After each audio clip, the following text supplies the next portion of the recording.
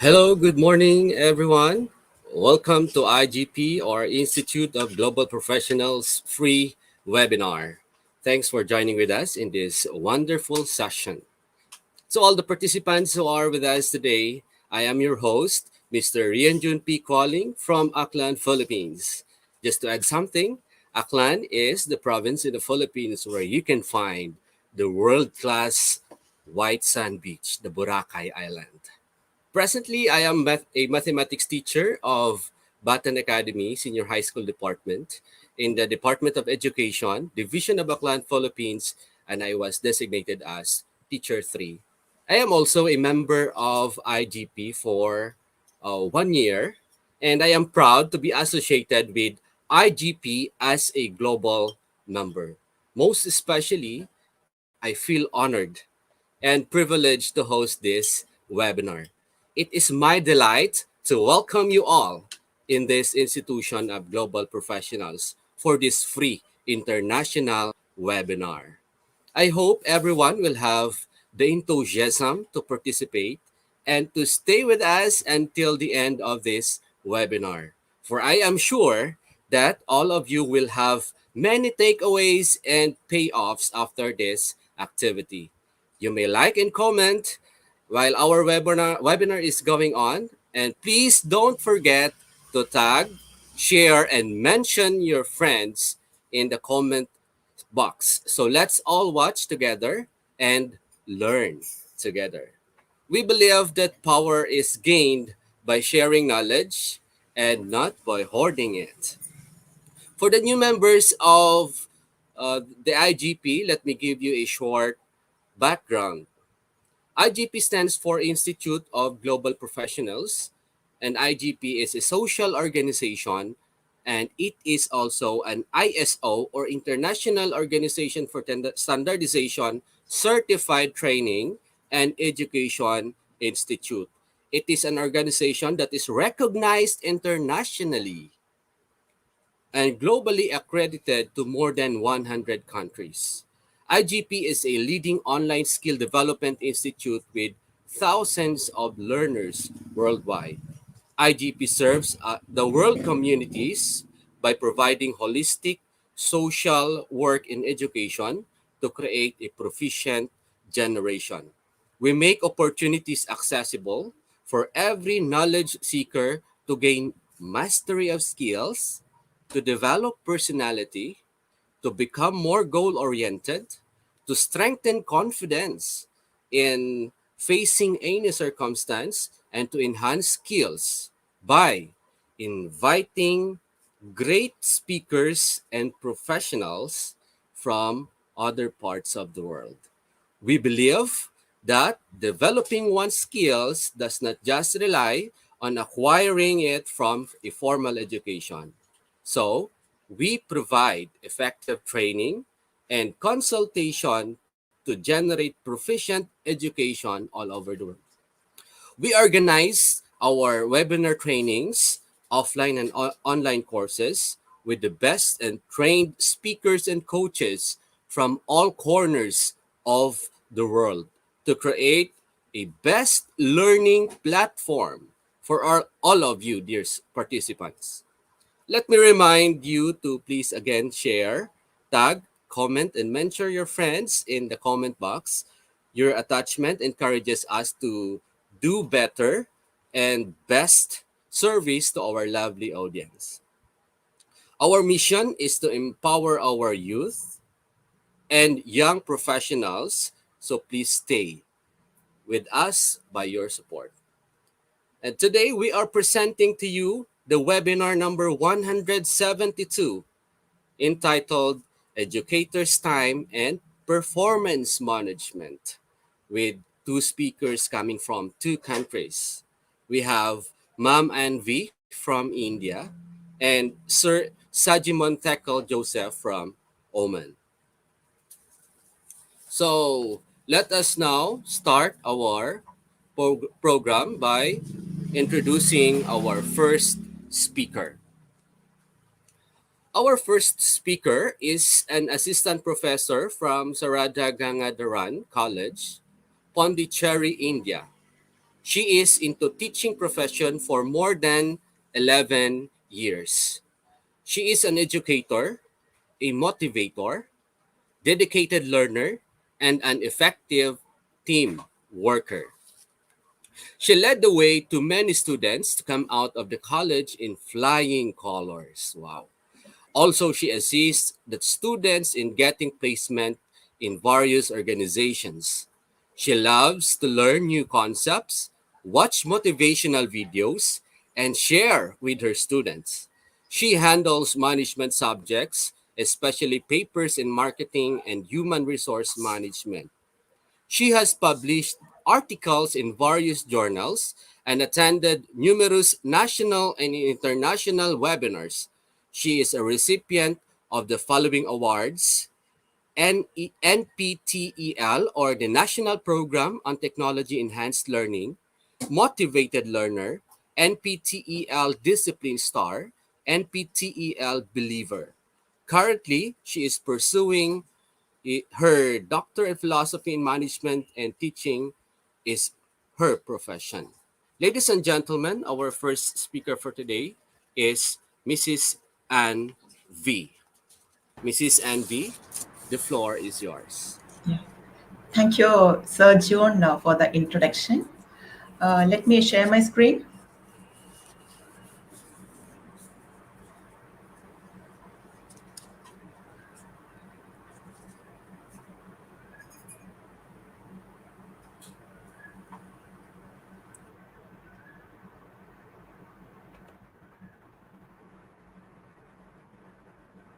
Is my screen visible, sir? Yes, sir. Yes, ma'am. Yeah. Thank you. Thank you so much, sir, for confirming it. Good morning, good afternoon, and good evening to all the viewers of this international webinar by Institute of Global Professionals. Once again, I welcome everyone. Hope all are keeping safe and fine. First of all, I would like to thank IGP for the golden opportunity given to me and also appreciate them for taking meticulous efforts to conduct insightful webinars. Congratulations, IGP, and keep doing the good job. Today, September 5th, in India, we celebrate Teachers' Day to honor, recognize, and celebrate the educators. This day is to commemorate the birth anniversary of Dr. S. Radhakrishnan, the second President of India, who was a great visionary and educator. I wish a happy Teachers' Day to all the teachers and educators in this forum. I request my friends from India to wish all the educators from other countries a happy Teachers' Day. At this juncture, I am grateful to my family, my teachers, my colleagues, my friends, and my students who are my strength. Thank you, everyone, and let me move on to my presentation. So, as Joan mentioned, I am Mrs. Ann.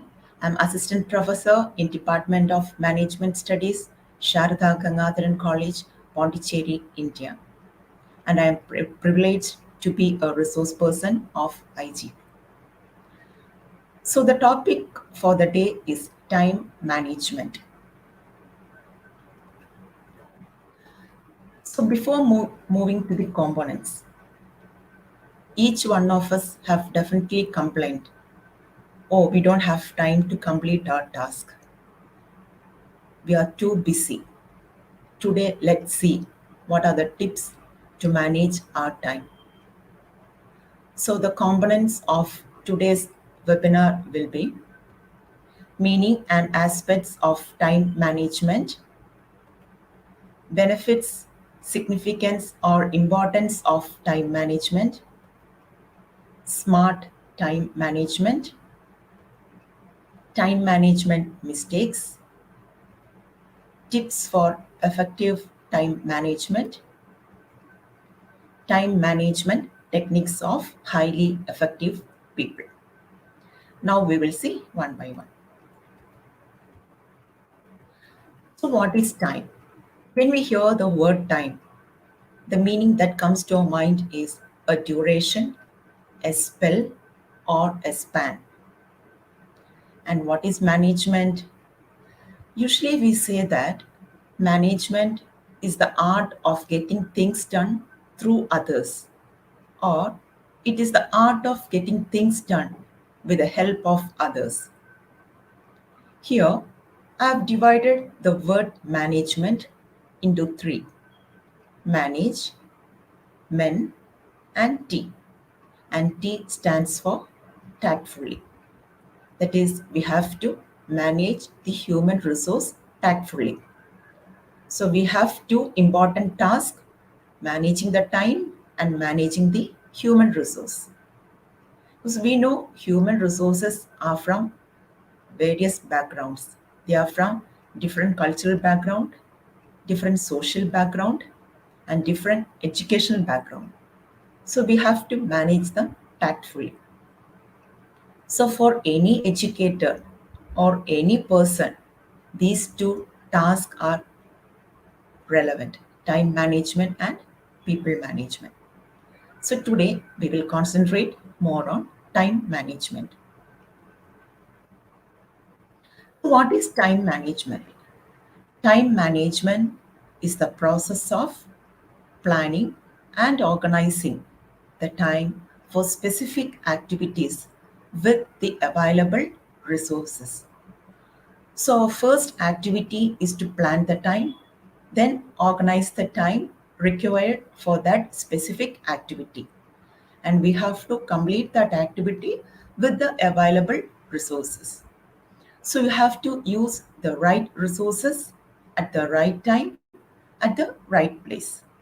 Then you will be able to plan the time and organize the time.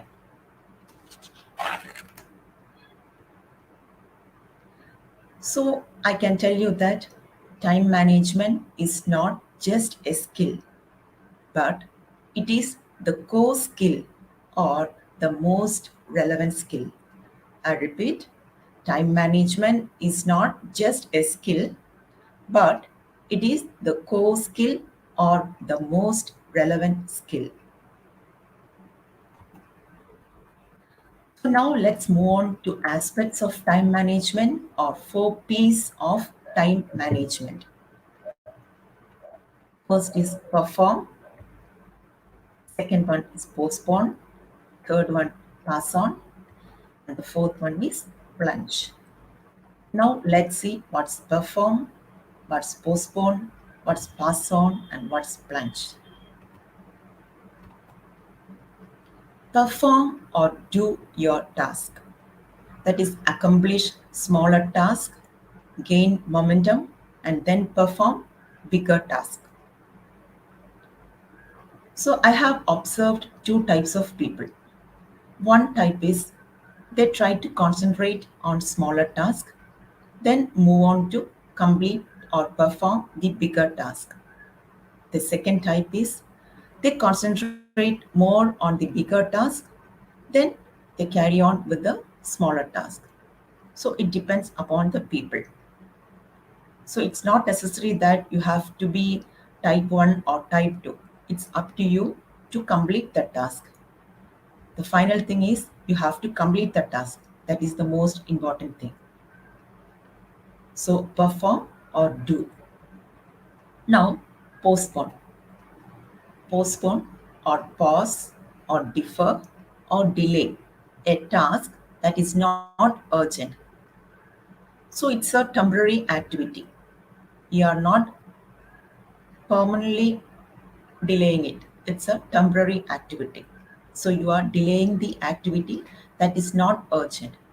You are completing the most important one at present, and later on, you will be completing the not so urgent activity. So, defer means not right now rather than never. For example, an idea that is to be discussed, an email which takes more time to read. So, even you can do it later. At present, you can do some of your important tasks. Later on, you can do your not so urgent tasks. Now, pass on. Pass on is an important aspect of time management. Pass on or delegate or allocate the task or work based upon the importance of task. If you are an educator or if you are a superior, you can allocate or delegate your work to your subordinates or to your colleagues. It depends upon the importance of task. So when you are delegating, you have to see whether the person is accountable or the person is dependable. Based on the accountability and dependability of the person, you can delegate the work. So it reduces the stress on the superior. So once it is delegated, the person has to report to the superior. Now let's move on to plunge. Plunge or delete or drop unnecessary tasks from your schedule. So before deleting the task, think twice whether this task is of any use to us. Okay, think whether this task is of any use to us. If it is of less use, you can just delete it. So, first of all, you have to prepare a to do list. That is an important aspect. Every morning before going to work, or after reaching the office, or on the previous day, you can plan for the next day. So, prepare a to do list. What are the activities that are to be completed on that particular day? Jot down the task on the basis of importance. That is, the most important one will be the number one, and the least important will be at the lower position. So, identify the importance of the task, and if it is unnecessary, you can delete it for the time being. But I remind you, if you are a subordinate, you should have a valid explanation for deleting the task because the superior might question you for deleting that task. So, these are the four aspects of time management. Hope you liked it. Again, I would like to remind you, viewers, you can share this IGP webinar to your friends, okay, so that it will be useful for them also. Okay. Now, let me move on to the next slide. That is benefits, significance, or importance of time management. So, first one, saves energy. How does time management saves energy? Managing our time helps to manage our energy and thereby the productivity level. Increase in energy helps us to focus on more important tasks. Take breaks in between. Instead of continuously working for long hours, you can work for 2 hours, take a break, then continue for 2 hours. So that increases your productivity. And during the break, make sure that you are not discussing your work but listen to a soothing music, have a cup of coffee, and relax your mind. So, definitely, you will have more energy to work for the next 2 hours. So, first one is saves energy. Second one is reduces cost. When a task is allotted to a person or to a group of people, they will have a deadline to complete it. So they will complete it before the deadline, and that increases the productivity and revenue. If you are managing the time well, deadline cannot be missed out. In case deadline is missed out, you may be penalized, and even there will be an increase in cost for the task extension, because you need more time, we need more people to complete the task, so lots of cost is involved in it. But if you manage your time well, if you meet your deadline, it reduces the cost. Next one, enhances productivity or increases productivity. Effective time management helps us to focus better and capture bigger opportunities. So, when you manage your time properly, you can complete your smaller tasks, then you can move on to higher tasks. So, it helps you to capture bigger opportunities. Next benefit is stress reduction. Many people they complain, I am full of stress, I am full of stress. But how can you reduce stress by managing time? Time management, proper time management helps you to complete the task without rushing up at the last minute. So it naturally reduces stress.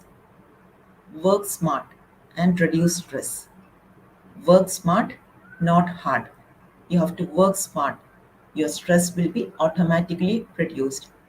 Fix a deadline. Try to complete the task before the deadline.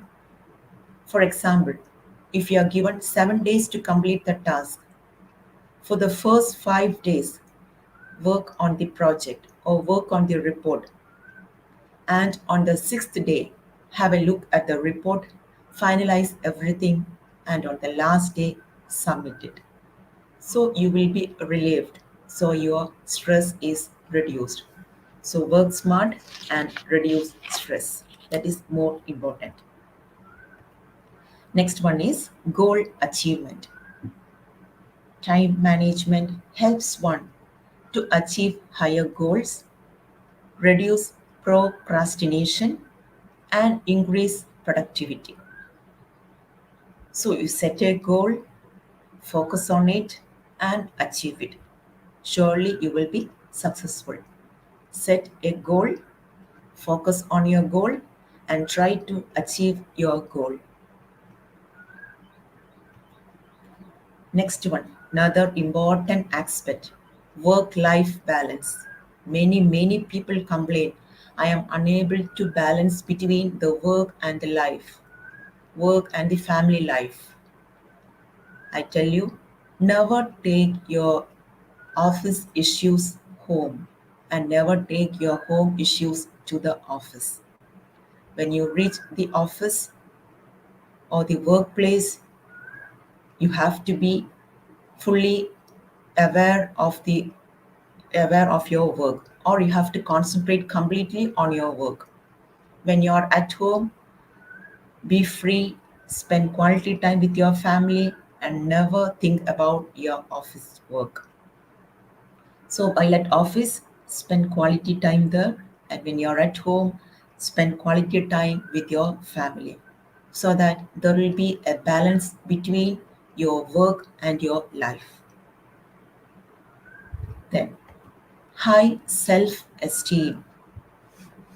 So, usually, when we achieve certain things, there is a sense of pride or accomplishment that we are able to complete a particular task. This helps to build a self esteem. So, manage the time, complete the task on time, and have a high self esteem. Then, the last point, avoid meltdowns. Plan and organize your time and seek help if necessary. Nothing wrong in seeking help to others. Seek help and complete the task on time. Allot time for rest too, so that you can avoid meltdowns. So these are the benefits of time management.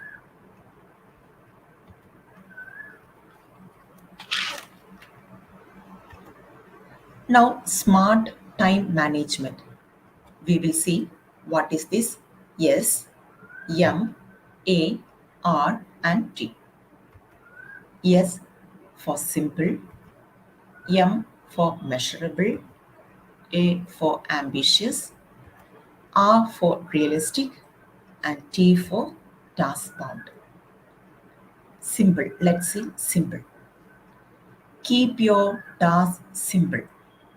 If it is a major task, divide that major task into simple ones or into a minor activity so that it is easy for you to complete it. M, measurable.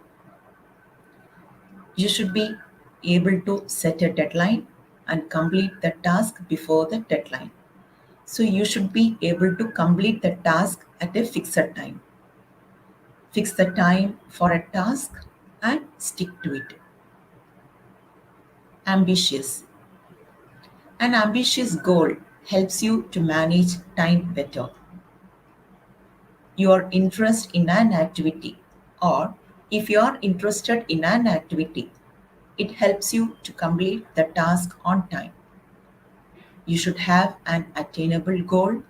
You should have the skills to achieve that goal, and you should have enough resources to achieve that goal. Then, realistic. Your goals should be realistic enough to be achieved. If possible, cut the time fixed for the achievement of goal. That means complete your task before the deadline. Don't wait for the last moment. Okay, your goal should be realistic enough to be achieved. And T, task bound. The time fixed for a particular task should be absolutely spent for that particular task alone. So the task can be completed on time. So task bound. Okay, your time should be fixed for that particular task alone. Now let's see some of the common time management mistakes which all of us do, including me. You can see 10 points here. No to-do list, multitasking, no breaks, unable to accept failure, unable to manage distractions, ineffective scheduling, yes person, not setting goals, no prioritizing, and the last one is procrastination. So now let's see no to-do list. If you are not ready with to-do list for each day, we are unable to manage the time effectively. So as soon as you reach the workplace, the first thing you have to do is the to-do list, or you can plan for the next day on the previous day itself. Okay, have a diary or a notebook to prepare the to-do list. Okay, you should have the most important task at the top and the least important task at the bottom. So that is one mistake, no to-do list. Multitasking. It is an age or era of multitasking. But when we concentrate on a task, we have to concentrate on that particular task alone. So at the same time, we concentrate on many tasks, we get distracted, and we are unable to complete even one task on time. So multitasking is another major mistake. So complete one task, then go on for the next task. No breaks, continuous work and no break in between. So it will weaken the productivity. So have breaks in between, then it will enhance your productivity. They're unable to accept failure. Sometimes we have to try and try and try. Then only we'll achieve success. You know, success is sweet, but the secret behind it is sweat. We have to work smart to achieve success. So when failure comes, accept failure, then move on. You know, failure is the stepping stone to success. Then unable to manage distractions. You're working on an important project and people around will ask you many questions. You are distracted and you are unable to manage it. You get irritated and you are unable to concentrate your task. So if you are unable to manage distractions, that is a major mistake. Then ineffective scheduling, no proper scheduling. You haven't scheduled the task properly. So that is another mistake. Then yes person, saying yes for all the tasks allotted to you by your superior. Okay, if you say yes for all the activities, you won't be able to complete any task on time. So learn to say no. Then, not setting goals. As I told you earlier, we should have a realistic goal. So if you are not setting goal and if you are not managing time, you are lost. Then, no prioritizing. After preparing to-do list, you have to prioritize your activity. The most important one should be on the top and concentrate on that particular task. Then, procrastination. Continuously postponing the activity. You can postpone a task for time being if it is not so urgent, but keeping on postponing will affect your productivity. So these are the some of the common time management mistakes we all do. Now we will see some of the time management tips. You have to set goals, you have to prioritize your work, avoid procrastination. Okay, you have to avoid postponing your activity or your task, avoid distraction. That is, while working, you will have your mobile ringing, you will have messages flowing in your social media. So, switch off your mobile or keep it in silent mode and continue your task. So, try to avoid distraction. Be alone and complete your task on time. Then, set time limits or set deadlines. Then delegate or allocate your work so that your burden is reduced a bit. Then proper planning or effective planning. Then organizing the resources. You have to plan your time, you have to plan the resources, then you have to organize the resources. So these are the certain time management tips which we can use in our daily lives. Then let's see time management techniques of highly effective people. Focusing on the most important activity. So they concentrate more on the most important activity at first. Then allocating strategic breaks. They take breaks in between. They don't work continuously. They work for a few hours, they take break, then continue the work. Limiting the activities hindering the productivity. While they are on work, they limit the activities that hinder productivity. They keep away from social media. They keep away the people who disturbs them so that they can effectively manage the time and complete the task. Be always inspired. Listen to some motivational talk, watch motivational videos, and watch the success stories of the people and keep yourself always inspired so that you can inspire others too. Making less accessible to unimportant activities. For when you are on a task, concentrate on your important task and keep less accessible to unimportant activities. Making the best use of every minute. So, highly effective people, when a task is allotted to them, they make the best use of every minute. Each and every minute counts. So, they make best use of every minute, each and every minute. Setting time limits or setting deadlines and completing the task before the deadline, and on the last day they are completely relaxed. Delegating the task, as I told you earlier, it is an important aspect of time management. Delegating or allocating the task to the colleagues, to the subordinates. Another one is avoid multitasking. When you are on a particular task, complete that task, then move on to the next task. So these are the time management techniques of highly effective people. Now we will see some of the time management codes which caught my attention too. The key is not spending time, but in investing it. Time is more valuable than money. The shorter way to do many things is to only do one thing at a time. You have to do one thing at a time, no multitasking. Let our advanced worrying become advanced thinking and planning.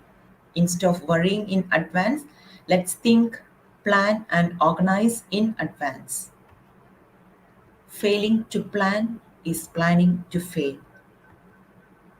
Opportunity doesn't knock twice. Time and tide wait for none. You can see the same proverb in IGP webinars too. Time and tide wait for none. To conclude, let me tell you, time is the most valuable resource. Time is the ultimate resource. It is irreplaceable. The time once lost is lost. It cannot be replaced. And time is free if used wisely. This COVID 19 pandemic taught us that even oxygen is so costly. But the only free resource is time. It's ultimate. Let's not waste it and make use of our time effectively so that it enhances our productivity, it reduces our stress, our meltdowns, and it ensures our high self esteem. And as parents, we can also teach our kids to manage their time in their childhood.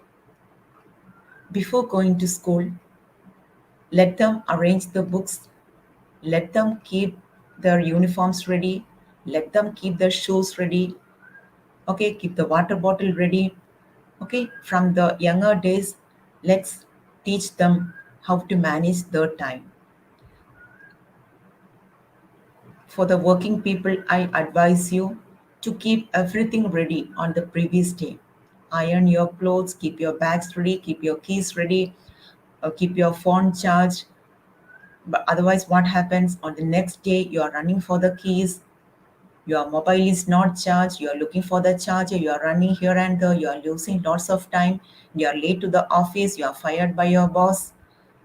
So never do that. Okay, rushing up in the last moment. Keep everything organized. Plan well and organize well and manage your time. Definitely you will be successful. Hope you liked the topic and the contents in it. Thank you all, and thank you IGP once again for this wonderful opportunity. Thank you. Okay, wow. We are very thankful, Ma'am Anne, for your marvelous presentation and for giving Yeah. us your valuable time today. Thank you, And Sergio. Thank you so much. this session has been a great opportunity for our audience to hear those things that you have shared. Now, I have some notes that I can also share based on your talk that we have learned that time management is not just a skill, but a core skill or the most relevant skill.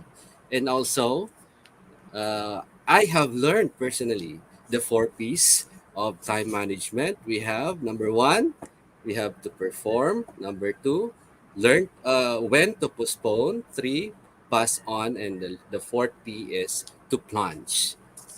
Another, Mom Ann also discussed to us the benefits of time management. But I have to point out this very important thing that shared to us. We have to spend quality time with our family to have a balance between work and family. I think that is a very important thing that you have shared to us, especially to those working professionals who have a lot of time in working and sometimes forgot to take time and spend their time to their families. Okay, another point is if we think that we find it hard to accomplish something, it is not bad to seek help from others to complete the task on time. Okay. And of course, I can relate to the most common time management mistakes. As professional, we are prone to this because sometimes we tend to forget what are the priorities that we have to do. And of course, the tips that shared with us by Ma'am Anvi, which is to set goals, prioritize work, avoid procrastination, avoid distractions, set time limits. We have to delegate. We have to organize our resources, and we have to do the effective planning because just like what Mom Ann shared also to us that planning to fail failing to Great plan is plan. Plan. planning to fail. Wow, that is one of the quotes that I have appreciated today. Okay, so let us now move on. Thank you, Ma'am Ann, for that very wonderful talk. Thank you. Thank you so much. Thank you. Okay, so let us move on to our next speaker. But before we go to our next speaker, once again, I want to remind you all to please support us by sharing, by tagging, and mentioning your friends in the comment section. Later on, we will give the e-certificate link in the comment box. And if ever that you will face any problem, you can collect the e-certificate from our website, www.eduigp.com. And after collecting your e-certificate, don't forget to celebrate by checking in. Okay,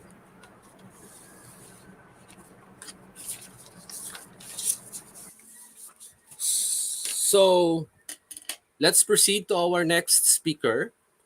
Our next speaker has been in the healthcare industry for more than 20 years. He worked with both mission hospitals as well as corporate hospitals.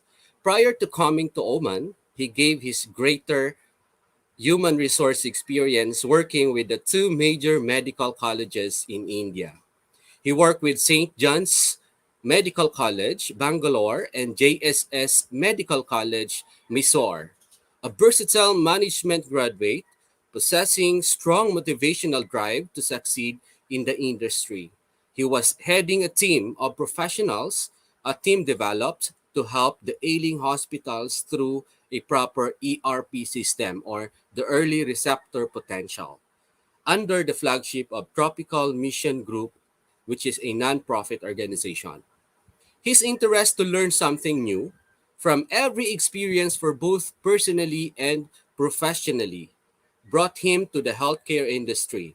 He showed his strong communication and organizational skills while he was working as the teaching faculty in the hospital administration program at St. John's Medical College, Bangalore.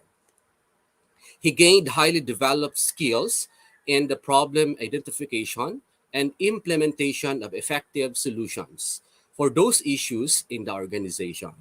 A friendly, mature, and flexible individual with a proven entrepreneurial approach towards objectives and tasks. He will be working well both on his own initiative and as part of a team to handle the project implementation. He has completed his Master's of Business Administration degree in Human Resource and Portfolio Management, Master of Arts in Sociology, and then Master of Arts in Hospital Administration. His hobbies are painting and reading books. Ladies and gentlemen, our second speaker for today, Sir Sajimon Thekal Joseph from Oman. Sir, the floor is yours. Thank you, Sir John. Can you hear me? Yes, sir. Very Okay, clear. okay. Shall I share my screen?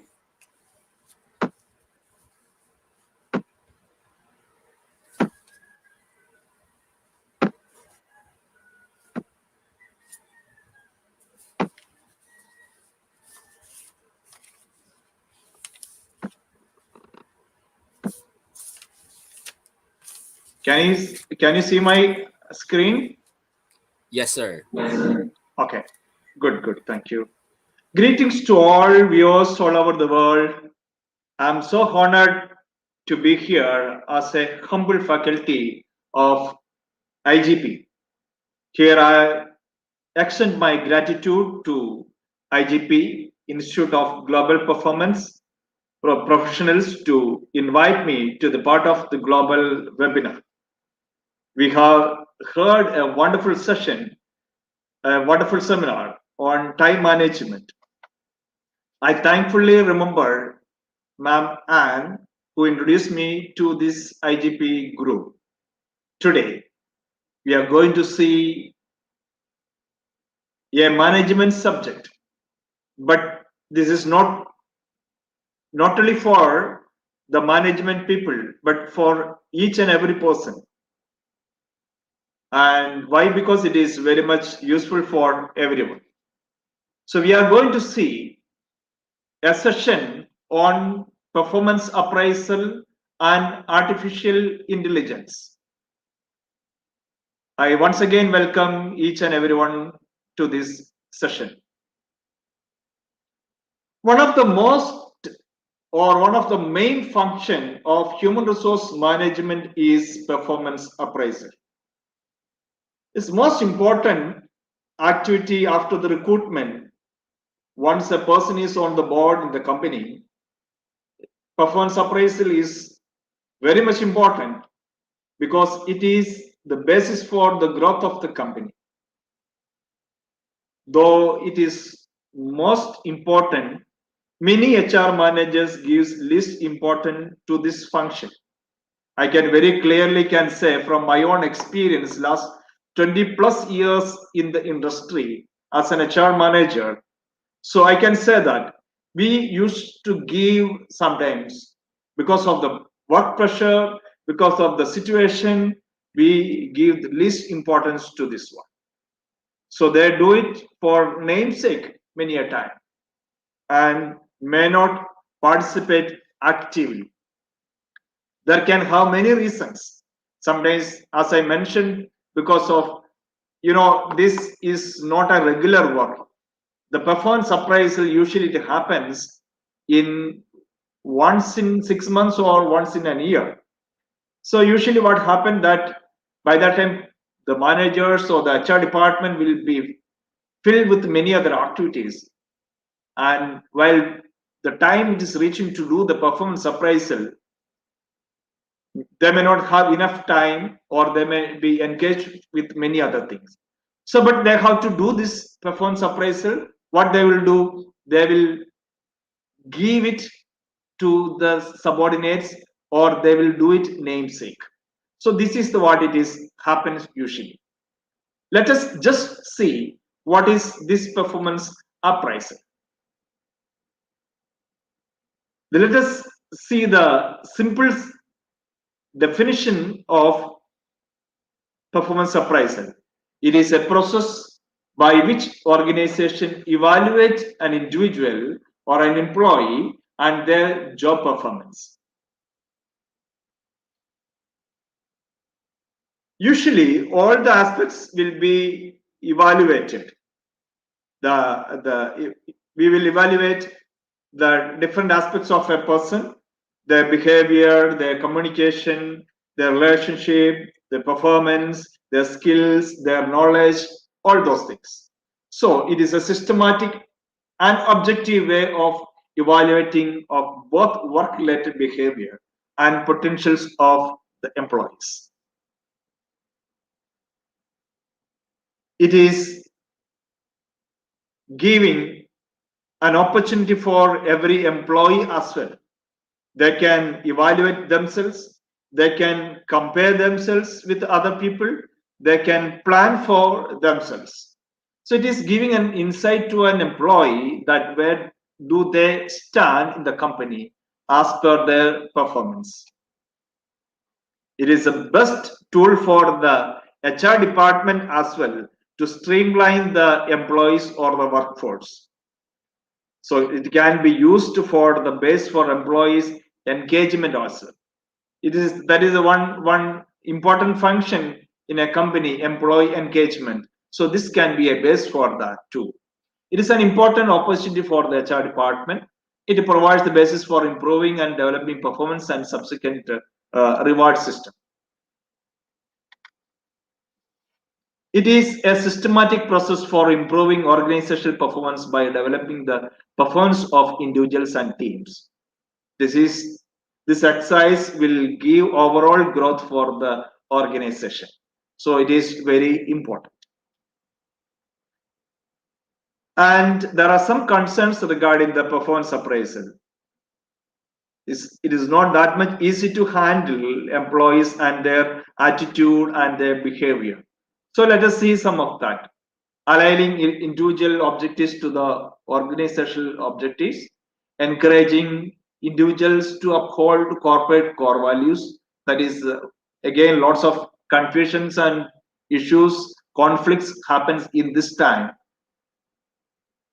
To align the individuals to uphold the core values of the organization, because human being as an employee, they have their own expectations and their own objectives. Then expectation to be defined and agreed in terms of roles and responsibilities to do, that is to do, then skills that is expect to have, and behaviors that is expect to be. So these three areas can be what they have to do, they are supposed to do, what they have and they are expected to be. Then providing opportunities for individuals to identify their own goals and develop their skills and competencies. Let us see what are the uses of it. There are many uses, and for each and every organization may vary, but I here mention some of the uses. Performance improvement, to improve the performance of a person. Then compensation management, this is a base for the compensation management. Then placement decisions, where to give the placement.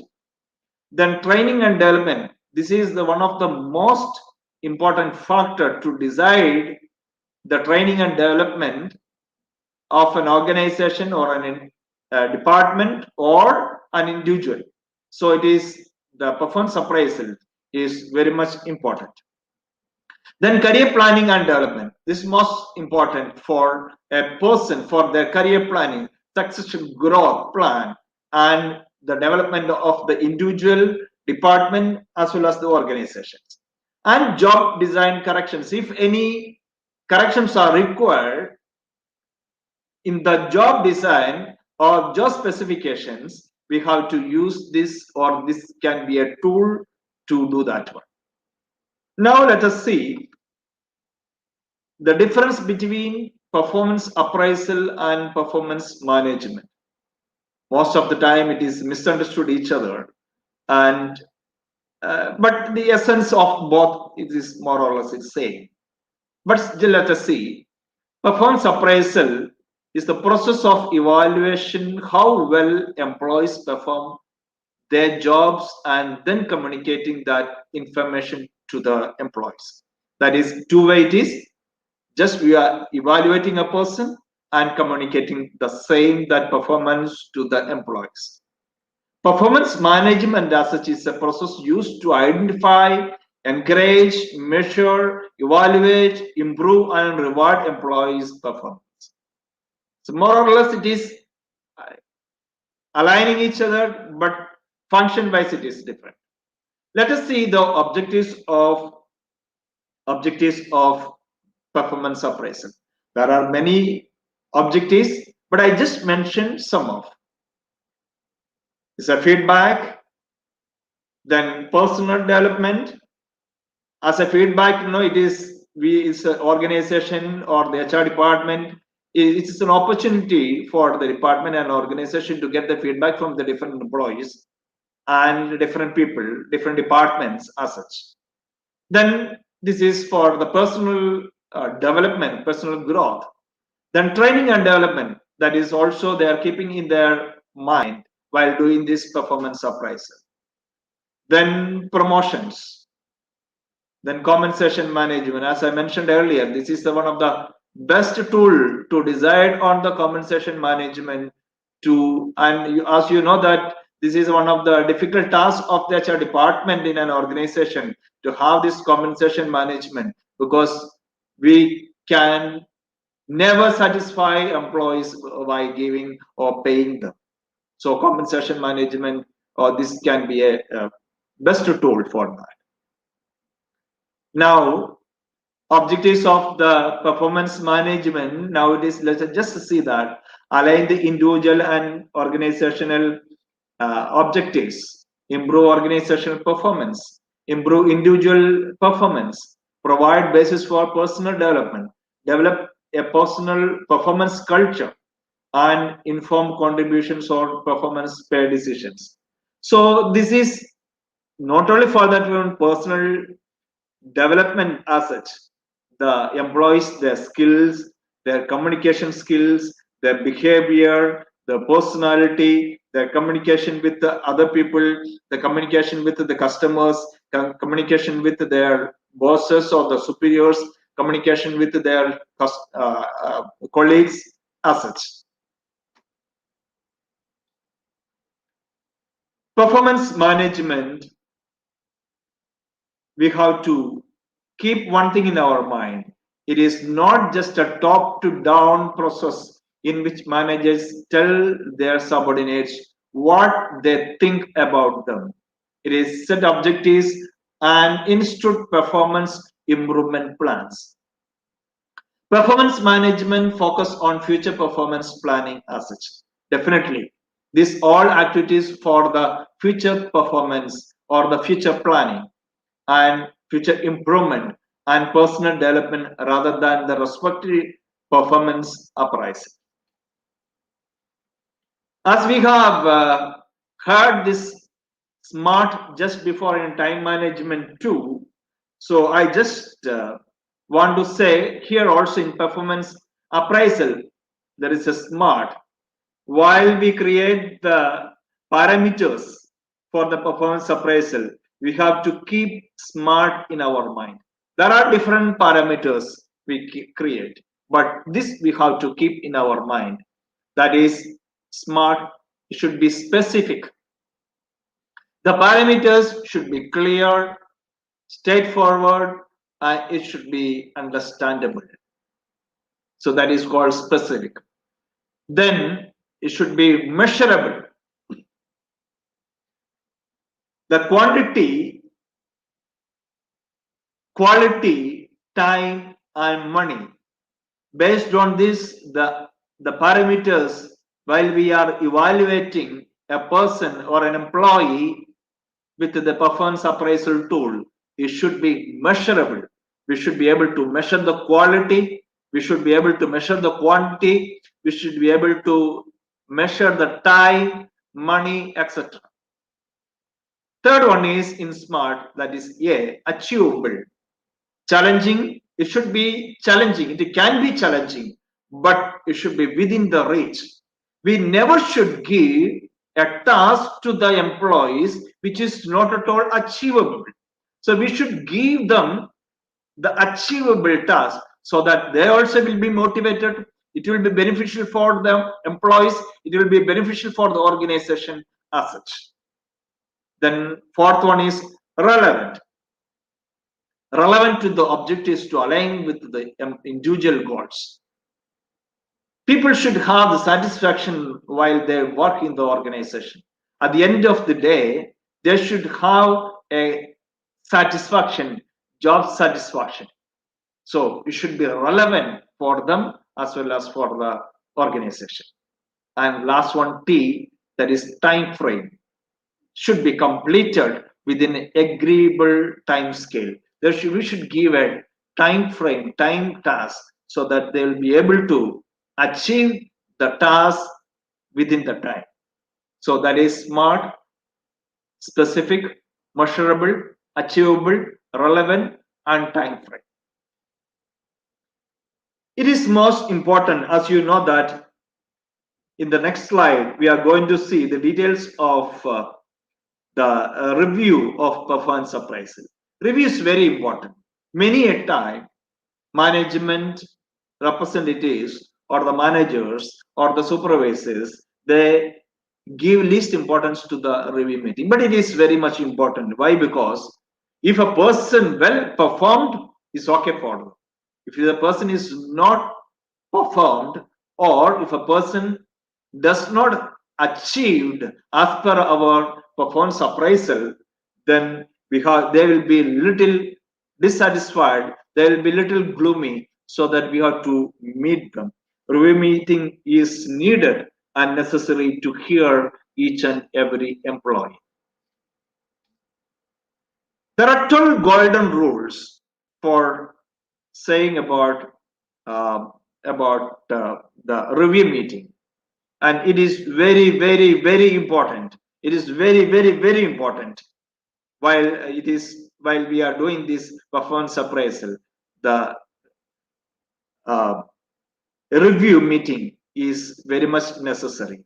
Important factors that an HR as a person should keep in mind while doing this review. These 12 factors. One, be prepared. We should, while we are doing it, we should go with sufficient homework. And second one, work to clear structure. We should have a clear idea. Third one, create the right atmosphere.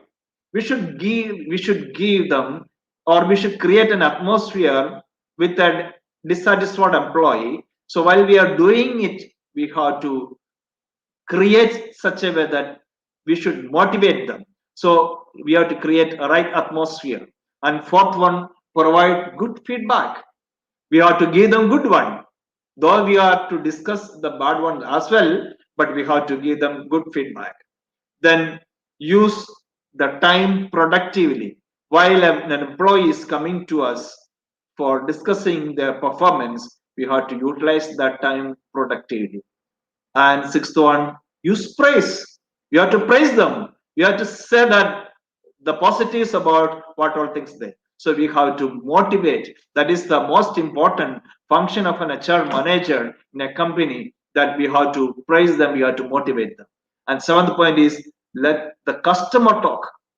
Who is the customer here? The employee who is coming to the manager, then employee is the customer of that manager. That is, we call it is internal customer. So let the customer talk, let the employee talk, rather the manager is talking. So we have to give them the room for to express their ideas or express their grievances, to express their viewpoints. Eighth one, invite self-assessment. We can ask them for the self-assessment. Well, when they are coming, we can ask them what? Discuss performance, not personality. It is very important. We should not discuss their personality, but we have to discuss the performance, so that anyone cannot find the fault with the manager. And 10th point is, don't deliver unexpected criticism. We are not supposed to deliver the unexpected criticism. Then 11th point, agree measurable objectives and plan for action. We have to ask, it is already mentioned in SMART, should be agreeable objectives, that is measurable, and plan for action. So that is very important. And 12th point is encourage analysis of performance. We have to encourage the analysis of the performance, what we have seen or selected, or we already done. Now, benefits of performance appraisal. Both ways, it can be administrative as well as the developmental use. As you can see on the screen, administrative uses: compensation, promotion, disciplinary actions, dismissal, and downsizing. And Due to the lack of sufficient time, I'm not going to explain each point, but you are well aware about this all. And next is development of users, identifying strength, identify the area for change, training and development, coaching, and career planning. Who conducts appraisals? It is definitely based on, it's an important question, usually it comes to our mind. It may vary based on the type of appraisals what we do, but still these are the people. Supervisors, peers, subordinates it can be self-appraisal, or it can be external agencies, any of the person, but usually it is the superiors. It is. In this slide, you can see very quickly how this process. First one, who designs the appraisal process? That is HR department. The HR department designs appraisal system and train the supervisors. Next, it's coming to the supervisor. Who appraises the who? The supervisor appraises the employees and make the report. Provides performance feedback. After that, it goes to the employees. What happened next there? Addresses the performance issues with them and sets the goals with the supervisors. After that, it goes to the manager who reviews the appraisal results. So manager review the supervisor rating and coaches the supervisors on feedback. So this is the altogether the process we can see. I hope this very clearly explained with this picture itself. So the diagram is a self-explained. I believe that all of you clearly understood the process. And let us see the stepwise as well. 1, 2, 3, 4, 5 to easy understanding. Establish performance standards first, then communicate the standards. Third one, measure the actual performance. Fourth one, compare the actual and discuss. And fifth one, taking the corrective actions if necessary. The methods, performance appraisal methods. There are many methods. There can be narrative methods, behavioral methods, categorizing methods, comparative methods. There are many other. This all based on the organization and the managers. It may vary. There are many are there. Some of the based on the industry it can vary. Some of the based on the organization can be vary. So based on the need and comfortability, it may vary from organization to organization, or industry or the department to department. Now let us see. It is one of the important thing, problems and barriers. Some of the problems, there are many. We can list out many other, but I just say some of the problems which are very much relevant. That is time. First one, time consuming. It's a criticism as such on the performance appraisal. It's a time consuming. It's taking too much time and lots of paperwork. Nowadays, I'll come to the solution now how it can be. But now you see it is a time consuming for many of the people, many of the department, many of the individuals as such. And it is biased. Many a time we can say that it is biased. And third one, form filling exercise. Many a time it is filling the forms. There are parameters are mentioned, and it is given a sheet of paper or many sheets of paper, 4 or 5 or 10. Sometimes some organizations more than 15. It's a big task for them. It's a form filling exercise. And fourth one, company goals only. Most of the time it is mentioning the company goals. Then fifth one, depend on the boss. It's always depending on the boss. The mood of the boss, the relationship of the boss with the employee, definitely it is biased as mentioned. Then appraisal hypocrisy. Why this appraisal hypocrisy? Because it is not sincere. Many a time it is not sincere. As I mentioned just now on the fifth point, depending on the boss. Boss sometimes say that if it is a good relationship with the employee, even if the person is not performed well, will get a better remarks. But if it is the relationship is not good with the boss, then though the employee performed well, they will not get that effective performance appraisal or a good remarks. Then seventh point, differences among the writers. The writer, if one person is evaluated by 3 or 4 people, all 4 will be different. So there are differences among the writers. Then eighth point, confusing performance systems and parameters. There are lots of these parameters while we are creating. It is a confusing thing that itself, and also the performance system can be confused one. Why? Because the funds it has to go supervisor, then they have to go to the manager, then goes to the higher authority, then it may go up to the chairman even. So what I'm trying to say is a appraisal system is very much confused. Then ninth point is psychological blocks. There are lots of psychological blocks to the performance appraisal. It's quite natural. It's quite natural because, as it's already mentioned here, they feel that it is kind of time consuming, bias, it's a form filling exercise, and it is depend on boss and many. So usually it is they feel a kind of psychological block is there with the employees as well as the managers. Then 10th point is halo effect.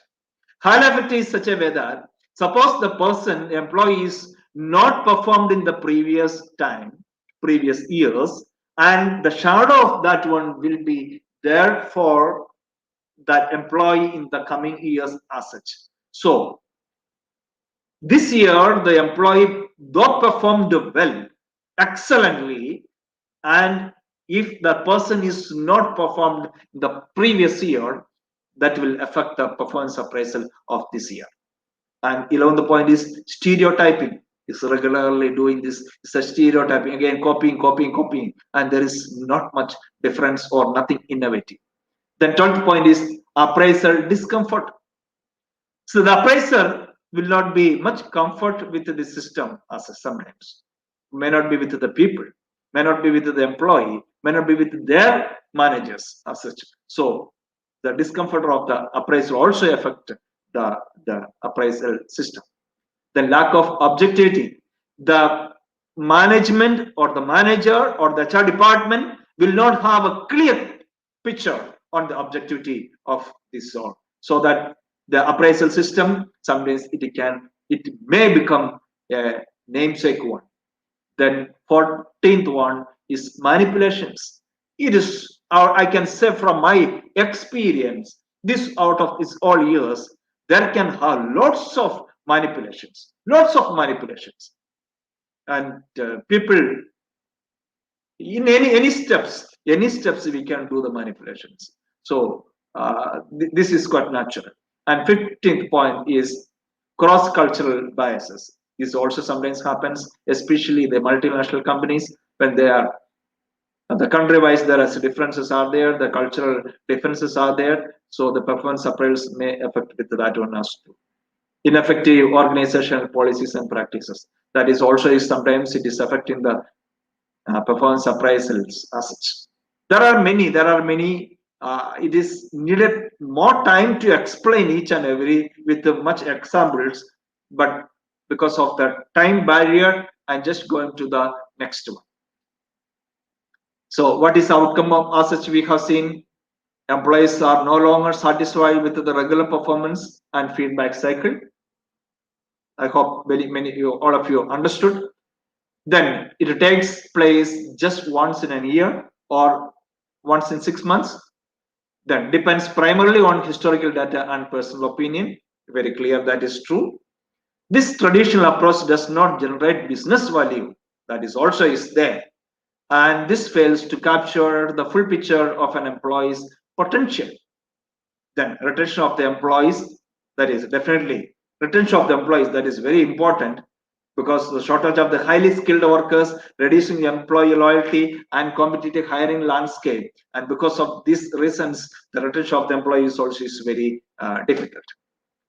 In this juncture, in this time, the need of the artificial intelligence is coming. I just want to go through quickly why this artificial intelligence is required in performance appraisal. And with the use of the artificial intelligence, the performance appraisals will be easier and it will be a smarter one, and definitely it will give value to the organization, and it will be a enjoyable experience for the employees as well as the supervisors as well as the managers. Performance appraisal and artificial intelligence. In this dissatisfied situation, you have seen that criticism or the barriers, 16 I mentioned. There are many. And now in this dissatisfied situation, artificial intelligence can help accurately assess performance and equip managers with the right feedback. Definitely, if we are using artificial intelligence, then we can give the right and correct feedback. What is the benefit? Let us see. Employee performance could change from month to month and across projects depending on work scenarios, demand volumes, personal motivators, and other factors. If we are utilizing artificial intelligence, then the difficulty of filling the forms, calculating, and giving the weightage and giving the importance to the supervisors or the managers or the CEO or managing director or the chairman. So lots of factors can come, and this is a complex scenario. While we are doing this or utilizing the artificial intelligence, I can say that the performance appraisal work we can do at any time. It can be month to month or across the project. Any time can be, and it is easy to calculate and easy to find the result on the screen. And next one, artificial intelligence and data analytics can create a unified source of truth for managers to extract the valuable insights. So this is the fact and figures exactly there in the system. So it is not difficult for any managers or any supervisors, even for the employees, that it shows, it talks the facts and figures. Further, a human manager doesn't always have adequate foresight to synchronize performance feedback based on the historical data to future pathways. There are, it depends on the ability and skill of the manager. So, from this data of the performance appraisal, shifting to the future pathways, the manager or the team of the HR department, and they have to see the quality of the person. And here, if it is in the artificial intelligence, it is easy to pass to the next session, or it is easy to pass to the next level. It is easy to pass to the future pathways of an employee. This is why artificial intelligence intervention is so necessary in performance appraisal. Artificial intelligence predictive capabilities can take data collected from various stakeholders to predict an employee's probable appraisal figures. My dear viewers and spectators, I just want to say that if an employee is evaluated, there can have many people. As we mentioned, we have seen earlier, it can be by the supervisors, by manager, the colleagues, the peers, the customers. There can have many people. And calculating this all the details and facts and figures, it has taken too much time. And now this data collected from various stakeholders and next to the appraisal figures, it is very difficult. But if it is utilizing the artificial intelligence, with one click, let any number of people do the appraisal on a person, on a department, but they can easily can see the figures, facts and figures on the system. Let us see what are the key advantages. First one, AI could enable predictive appraisals. Typically, managers look at the historical data records combined with their opinion of employee potential to complete the appraisal process. This process could be replete with the errors if data sets are incomplete or if employee performance improves dramatically between appraisal cycles. So that is very simple and clearly if it is said that predictive appraisals can be easily can be from between the appraisal cycles or after the appraisals. Then managers can conduct the bias-free performance reviews. This always happens, as we mentioned earlier, there's biased, but here AI will assess the employee performance based on purely on historical performance data and achievement of current performance metrics, and it will then make future predictions. In other words, we can say there is less room for favoritism or personal likes and dislikes. And one more thing I can say out of my experience. Suppose if an employee is appraised or assessed by 5 people and one person given excess mark rather than all other 4 people, then this can be easily found out in artificial intelligence and can be questioned. Why it is given that? So it can be, a comparison is very much possible if goes beyond the limit. The third one, it is possible to initiate immediate course of correction. While historical analytics consider past data and predictive analytics details future possibilities, prescriptive analytics gives clear recommendation for managers to take. Let us see what is the benefit of AI.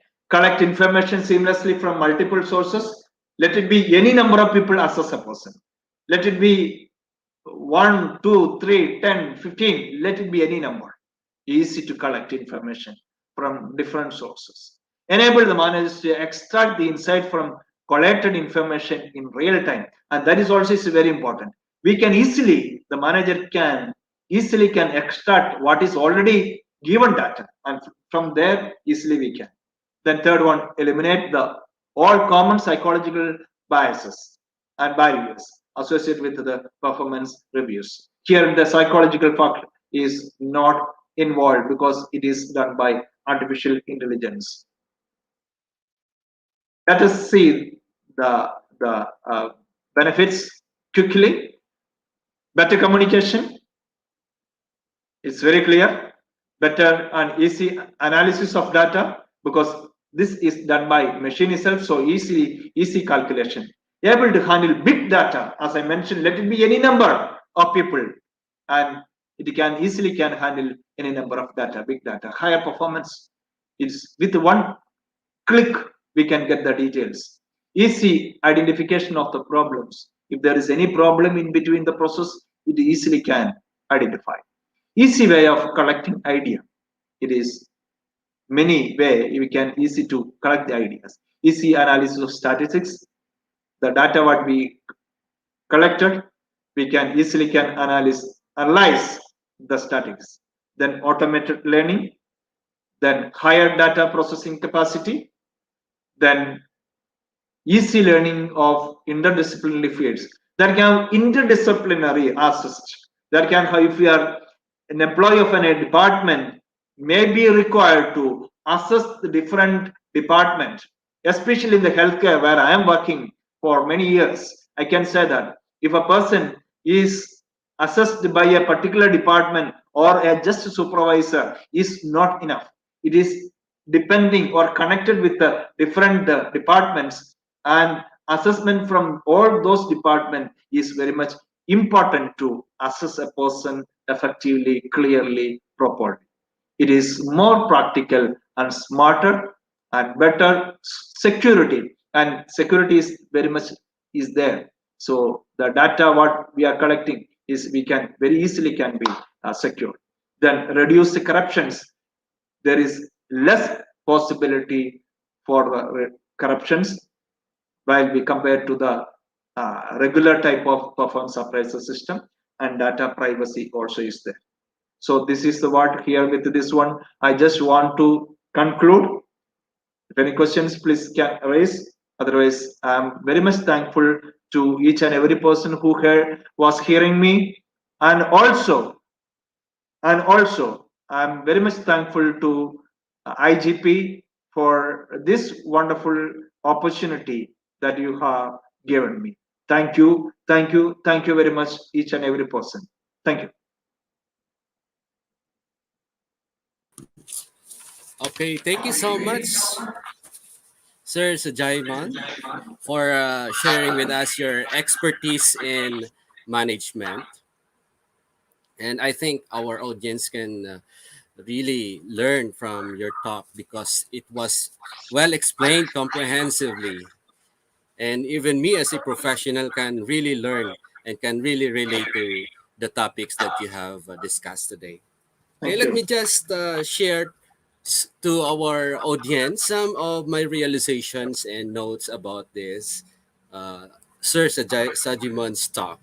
Well, number one, I realized that seeing weaknesses is the greatest strength in an organizational management. As what mentioned in the objectives of performance of, of performance and appraisal, that seeing the weaknesses upon appraisal must be followed by trainings and development programs to help every individual or employee to grow and for the organization to achieve success. And of course, performance appraisal is not, although it is not easy to do because conducting the PA or the performance appraisal might encounter a lot of barriers or problems, but conducting or implementing the performance appraisal has more benefits and is geared towards the holistic development of the organization and of course gearing towards excellence. Performance appraisal must be integrated in the system to ensure growth both employees and the organization. And it was also pointed out by Sir Sajimon the benefits of the artificial intelligence. But the most important thing that I think what Sir Sajimon pointed out today is to have a better information security and privacy. Another thing is that since that it uses a technique or maybe a model, then that gives a right and correct feedback in which are just for every employee in an organization.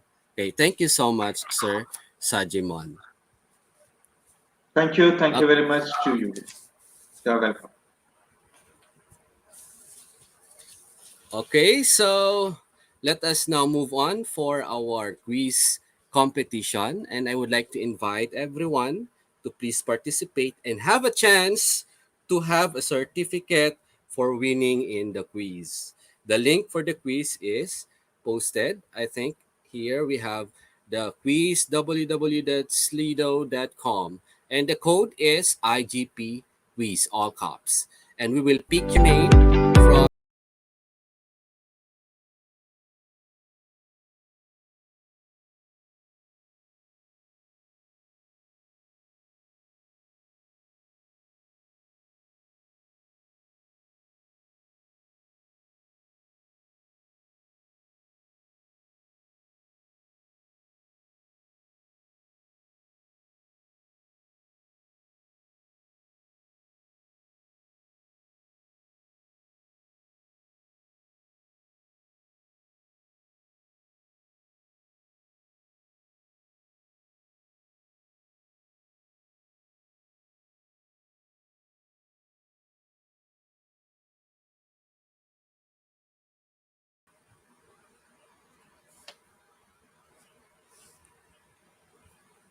Okay, so we're still waiting for others to join.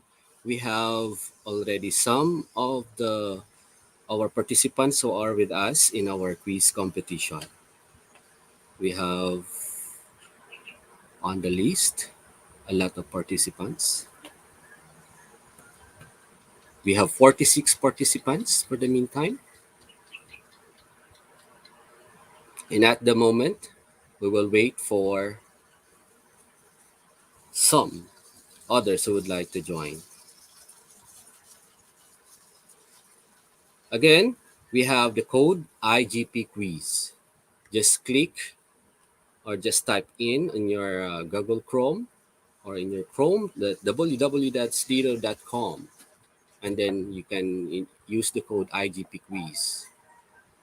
And the link of the quiz is on the comment box. You can go to there directly and just click with that link.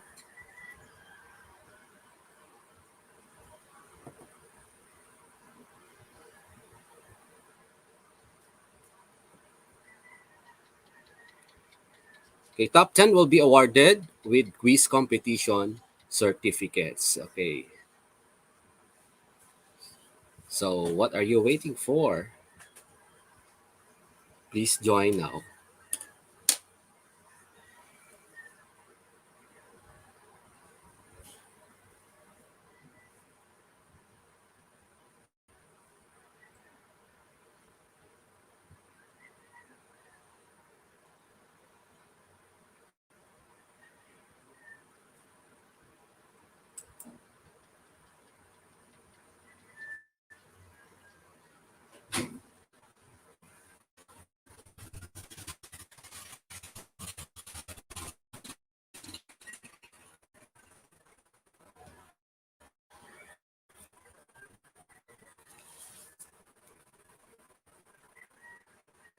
Okay,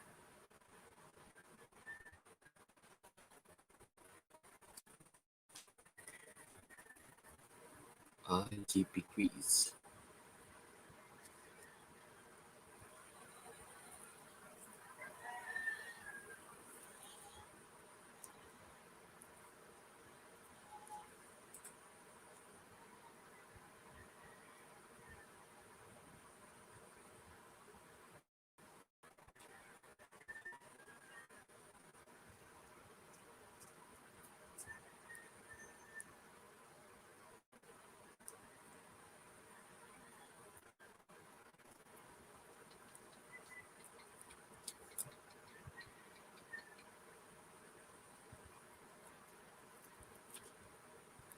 For the meantime, we have now 81 participants.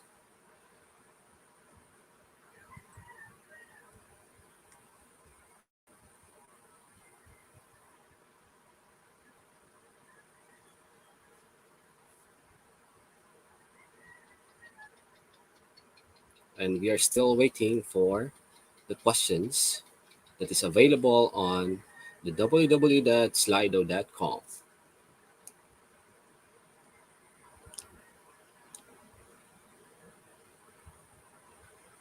Okay, so we have the first question. Good time management involves, that is the first question. That is for 20 minutes, 20 seconds.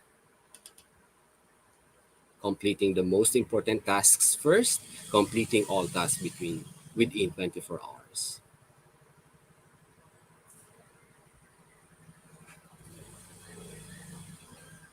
Next question, good time management. We have the answer, 87% answered for the first choice, completing the most important task. And that is correct. Very good. Next question. We have the next question. How does time management help you? Better at sticking to a schedule, create a new good habit, establish an important career skill, all of this.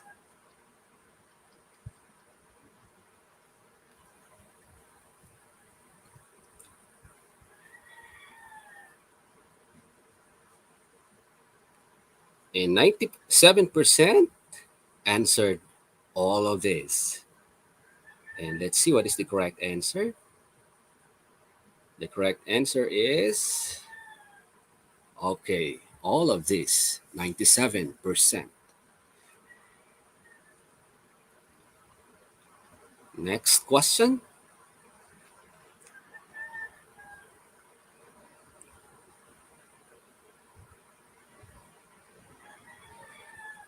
Okay, we have on the leaderboard 3 out of 10. We have Michelle T. De La Cruz, Emeline Joy Tupas Matalog, Ashok Kumar Adhikar, Gemaline V. Rivera, and Jennifer. That's a 2 out of 2.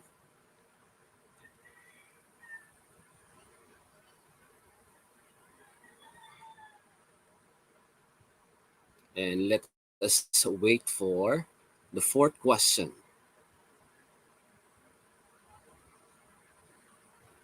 For the third question, I mean, if the performance management system is perceived as unfair and time consuming, system most likely and least likely used.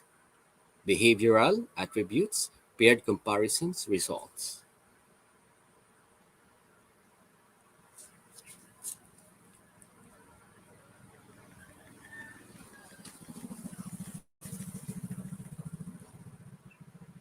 Okay, the correct answer is paired comparisons, results, and 47% of our participants get the correct answer.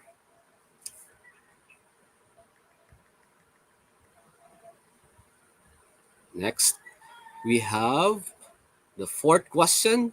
Which of the following are some benefits from the time management? A. Less stress. Oh, the first, we have more free time, more opportunities, all of the above. What do you think?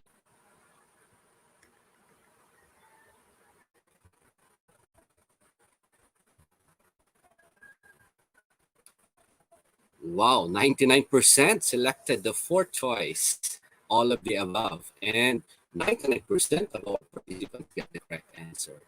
And on the leaderboard, we have Emily Joy Tupas Matalog at, okay, we have the updated result. Naong Lat Ton. And on the fifth question, the process of performance management includes the following example: knowing what activities and outputs are desired, or analyzing the reason they occur.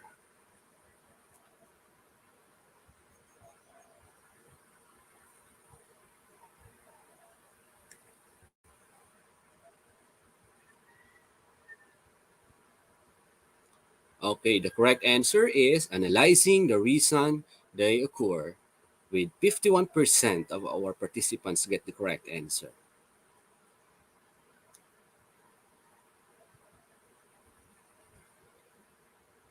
And for the next question, which of the following is an example of developmental performance management? Reviewing the reward system for all employees, improving an individual employee's leadership skills. What do you think?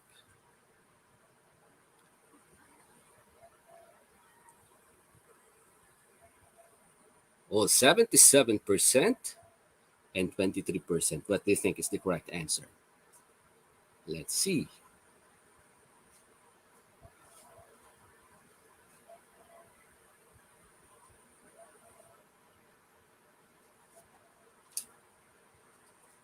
Okay, the correct answer is the second choice. Okay. What is the top performance management challenge seen by majority of organizations globally? Establishing performance baselines, establishing a performance culture.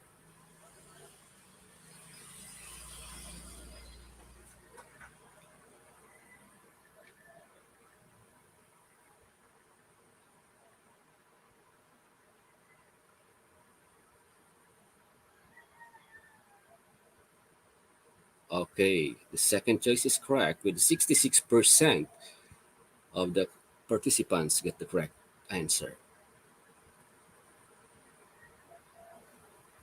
Next question. Okay, we have the updated leaderboard. Okay, extent to which a performance management elicits job performance that is congruent with the organization's strategy.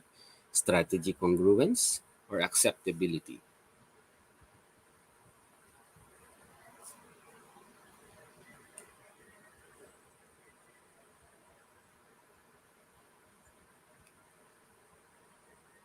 Okay, the correct answer is strategic congruence, with 69% of the participants got the correct answer.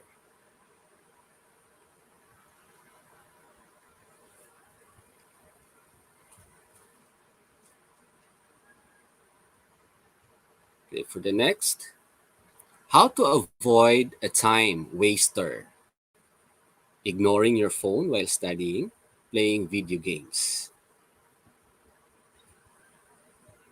Well, it's very practical,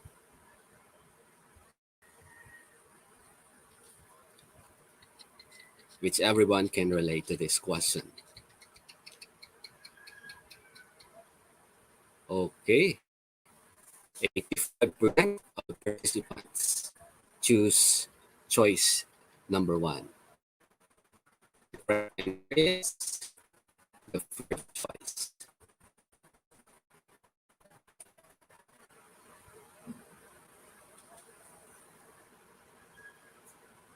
And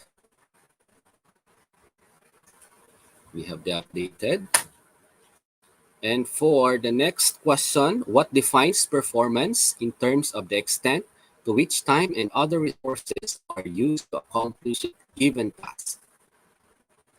Effectiveness or efficiency?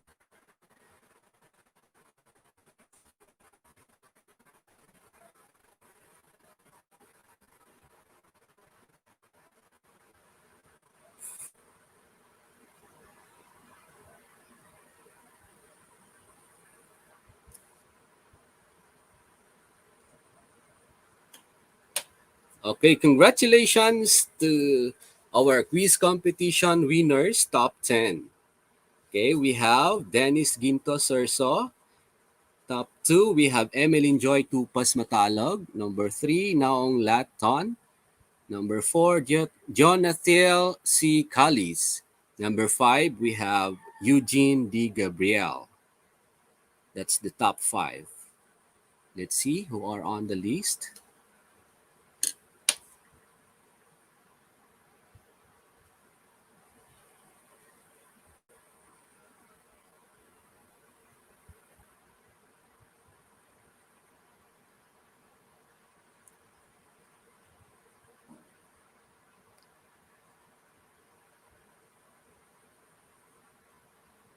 Okay, thank you so much for participating in our quiz competition for today. And I can really feel that our participants are very active in participating in quiz B. And I hope that the audience have learned a lot today. Okay. Participants are requested to ask their questions in the comment box.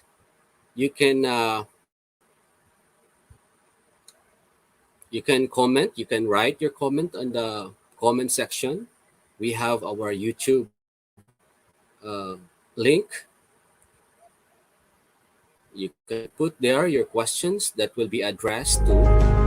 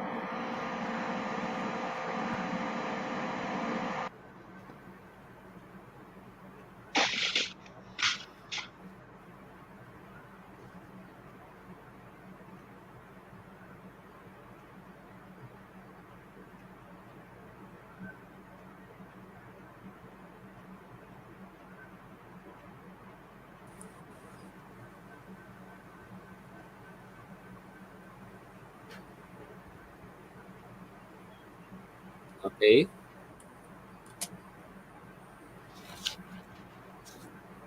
we are still waiting for the questions coming from our participants. Hello, Sir Sajimon and Mom Anvi. Are you ready for the questions? Yes, Yes, yes, please. yes. Yeah. And we are really honored that both of you have shared your time for our audience.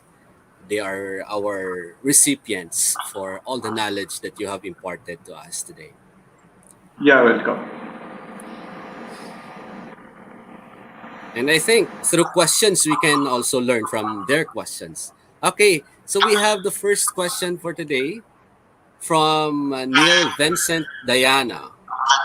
Um, I think it will be Yeah, addressed just to to me. me. Yeah, just to Okay, me. so Yeah. my My question question would come from a between an perspective of employee. an employee. Okay, to How Sir, can you deal with the biased HR officer when they they appraise your praise your performance? performance. For this one is the tool is self-appraisal. The same thing an employee also can assess and see. And if there is a difference, if there is lots of uh, barriers are there and there is a difference, then we can talk to the HR manager or the concerned supervisor and we can raise it. Sometimes definitely it can happen and there are lots of issues or there are lots of parameters that they consider and they say that an X is better than Y. Almost it is always happens. And this is the one method can be that we have to do our own assessment and compare with the managers and say that you can challenge it and you can question it and later you can go to the higher authorities for the same. I hope it is clear to you. Okay, thank you, Sir Sajimon, for that answer. I think it was already clear. Okay, we have another question from Max the Hazelnut. How long does an appraisal take? I think Sir Sajimon will answer this Yeah, it is question. again to me. This is based on the system, based on the organization. It can be a 10 minutes work. It can be a maybe a several days also. Sometimes it may take, but we cannot clearly based on the appraisal system. It may vary, but it is the responsibility of the HR department to make the appraisal system a feasible one, a simple one, so that the appraisal system will be acceptable to all and also can easily can handle by every person, all the levels. Okay, thank you, Sir Sajimon, for that answer. I think it was also clear. I And hope so. how long does an appraisal take?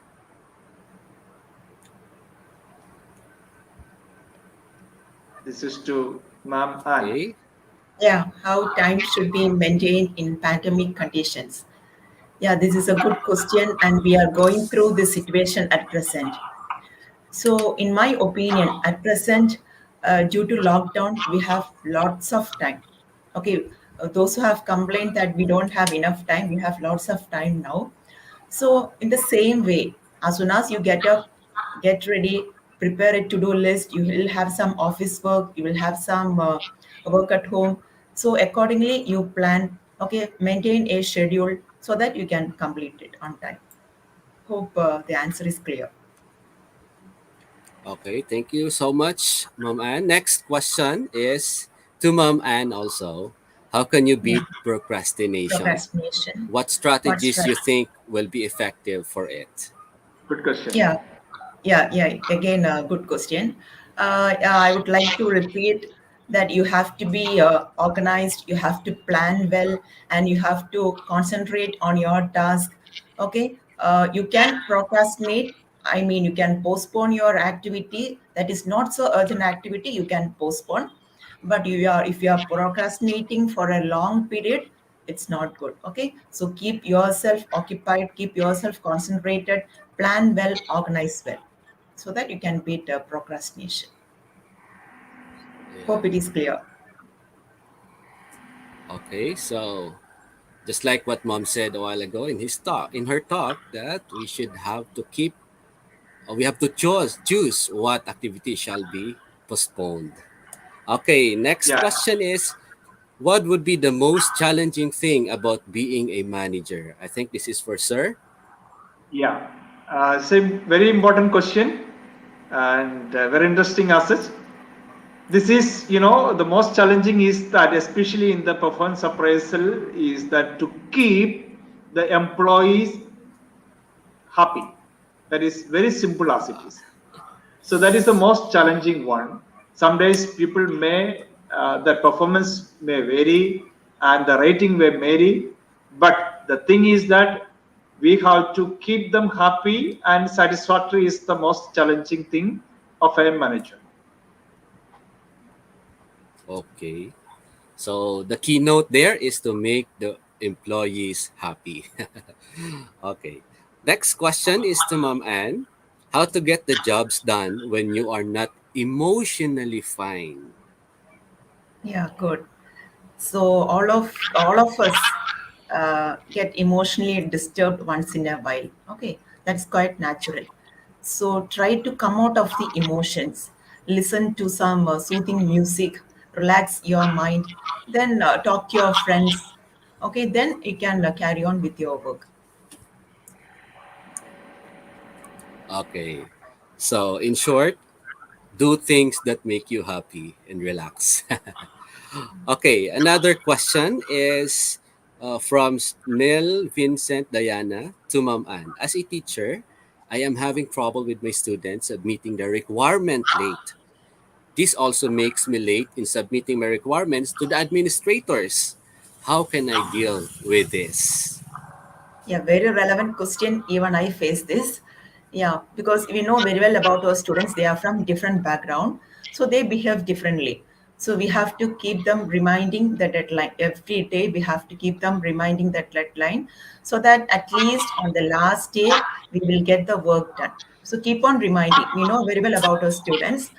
Out of 100, 80 percentage of students will submit on time, but remaining 20% we have to keep them reminding. This is what I do. So at least on the last day we get the things done. Okay. So the keynote is to be consistent in reminding our students. Okay. Thank you, Ma'am Ann. Yeah, welcome, sir. And another question from Max the Hazelnut. How to focus on the task at hand and not get distracted because of ADHD? I think this is for Ma'am Ann.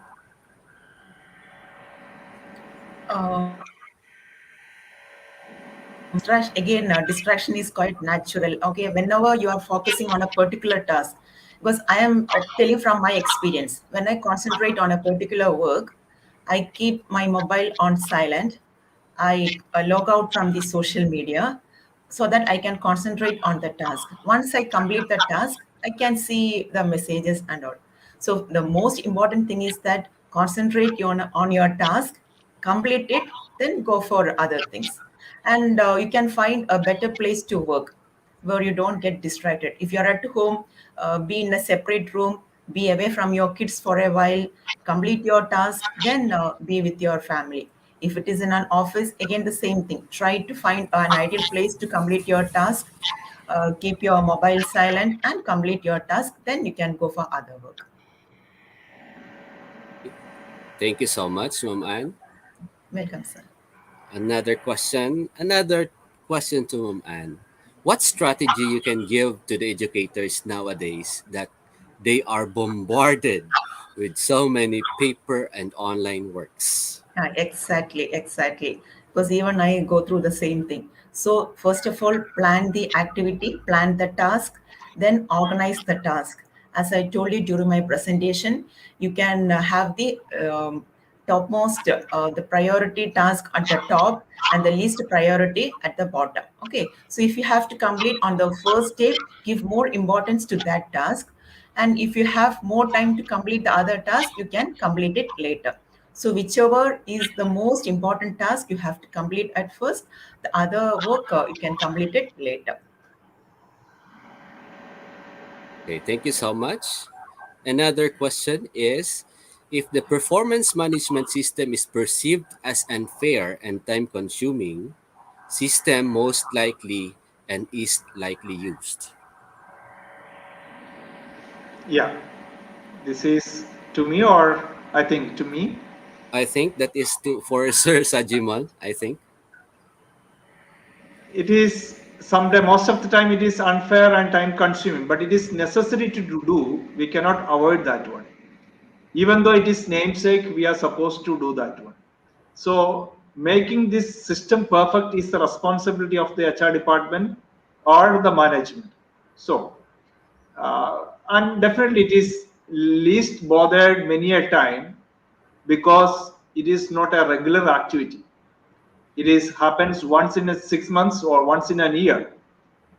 Meanwhile, the department will have a lot of other works to do.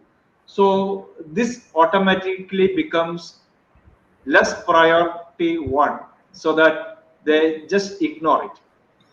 But it is the, as I mentioned, it is very important, and this is the base for many activities in the department, in the organization, and in case of any individual, they have to do that one. So they will do some or other. That's what is happening. So to avoid this kind of issues, that's we are suggesting the introduction of the artificial intelligence in performance appraisal. Okay, thank you, sir. Another question is from Muhammad Islam. Sir or ma'am, how to develop a performance appraisal culture in a traditional environment in academia? I think Ms. Ma'am, Anne can say, Uh, or should I I? think this is for Sir I Sajiman. think Yeah. Sachiman can answer, I think. So of the culture Yeah. in a traditional environment in academia. So usually there also we have to create a parameters which is to be evaluated for every person in the organization. So that is very clearly, especially in the educational system, in academics, it is very easy. It is very easy with 10 parameters or maybe more than that. Just create that one, and this can happen every month. If you are just doing it, it should not be a very difficult task or it's a time consuming. So with less time, with a 10 minutes work, then this automatically will be the part of their performance, part of their job, so that gradually we can inculcate this in the culture. The performance appraisal can be included in their work style. So we, the simple thing, if it, in short, if I say, make a simple, a small and simple effective performance appraisal system, which is very much easy, especially in the educational organizations. Thank you. Okay, thank you so much to our participants who really gave their relevant questions. We might share the same questions, and we might have waiting for the most relevant answers for every questions that you have. We have really you really have participated well, and also most especially thank you so much to our speakers for today. Thank you so much, Sir Sajimon and Ma'am V, uh, for answering the queries and questions of our participants. And before we before we end, I would like to say thank you to our viewers also. Please don't forget to collect your e-certificate from our website or by the link mentioned below after this session. Before we end, let me acknowledge my alluring warm identities who was so patient and attentive throughout the session. To the listeners, I am so much grateful for all of you in taking part of today's session. I am confident and positive that you might have gained and learned something new today, which can be utilized in your life and your career or professional growth. My worthy viewers, I would now request you all to please leave a review of today's session and also recommend our page if you have learned something from us today. Also, may we request to those beautiful onlookers to spread the information to your friends and community about IGP. I repeat again, please do not forget to collect your e-certificate from our website by clicking the link below after this session. After collecting the e-certificate, don't forget to celebrate with IGP by checking in. By your checking in, you can be able to understand our services, your attachment and pleasures. We hope to see you all again in the upcoming webinar. And we have some announcement, okay? And we have, okay, on the screen, we have the step one in downloading your e-certificate. You can go to the link that we have posted. Okay, you just have to click the link dated September 5. Okay, by clicking the link, you will be directed towards the webinar page.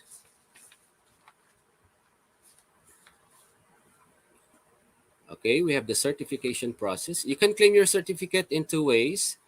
You can direct link from comment box, pinned comment, or post description. Or if you are not able to click this link, please directly browse www.eduigp.com for all information together. Find today's program, then the process are the same.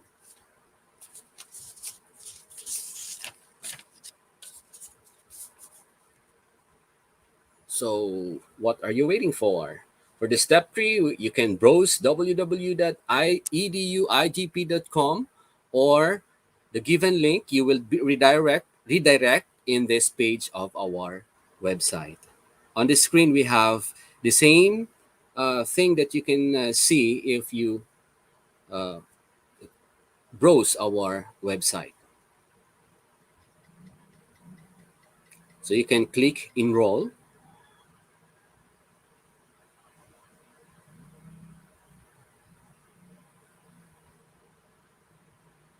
And by the way, our title is Educators' Time and Performance Management. If you are new, create your account. If you have an account, then log in directly.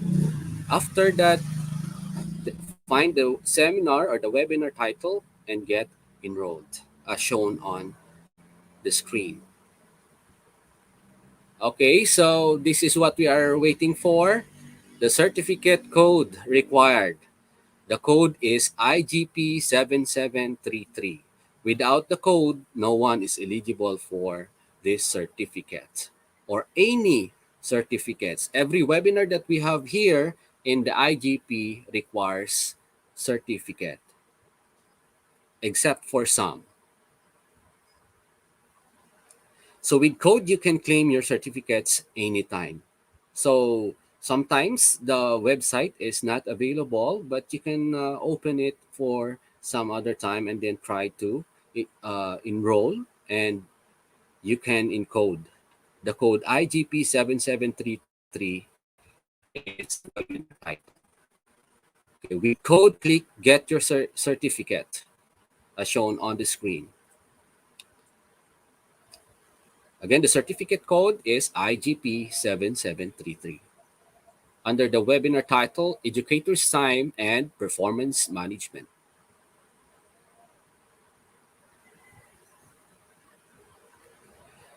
Okay, so our free international webinar certificate is auto-downloadable in PDF file. You don't need to download it manually. So check your device file manager. Sometimes it looks uncompleted, which is for your mobile screen size. In PDF file, everything is okay. If nothing is found in your file manager, please check your browser setting or update your browser or try with another browser or try it from a laptop or a desktop. Again, you can browse it in the www.eduigp.com. You can join our all live programs from Facebook page, Facebook group, YouTube channel, and website. If anyone missed any program due to some unavoidable issues, still you can attend previous webinar with verified certificate. The link is provided in every webinar that we are posting in our website. Again, www.eduigp.com. That will be the website that you have to browse. Dear participants, if any problem raised to claim your certificate or any other issues, please don't be hesitate to contact us. With code, you can claim your certificates anytime.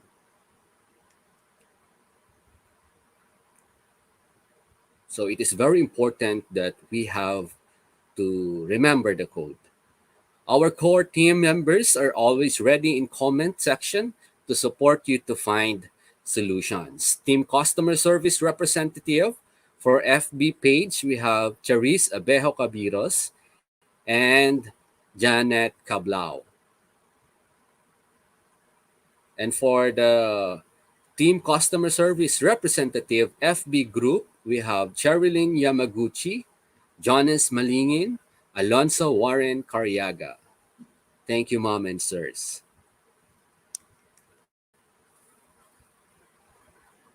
For team customer service representative YouTube channel, Calvin Linato, Joel Danaog, and Sir Jeffrey Zayag. Thank you so much for the three of you. Our first webinar series program will be on October 1, 2021, October 4, October 7, October 10, and October 26, 2021. And it is entitled Authentic Assessment in Teaching and Learning. This is a 5 parts webinar series, and of course, brought to you by Institute of Global Professionals. So what are you waiting for? Book your seat with the www.eduigp.com this evening session. So we will have the next webinar, September 5, 2021, will be all about technology of the future in education, advantages and challenges. That will be on September 5, 2021, 6 p.m. We have speakers from Croatia, India, and another is also from Croatia. We have Olivera Tadic, Dr. Javed Khan, and Nada. And another webinar on September 6, 2021, we have social empowerment through education and entrepreneurship. We have speakers coming from United States, India, and from Nepal by Dr. Cortesia Kowan, Advocate Dr. Napur. And we have on September 7, 2021, we have our webinar, which is entitled ICT Uses in Everywhere. And we have speakers, 3 speakers from India.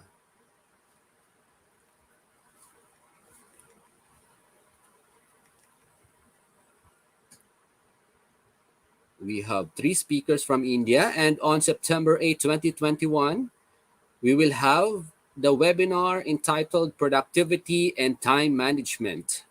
And we have speakers from 3 different countries. We have from Bahrain, we have from Australia, and we have from Nigeria.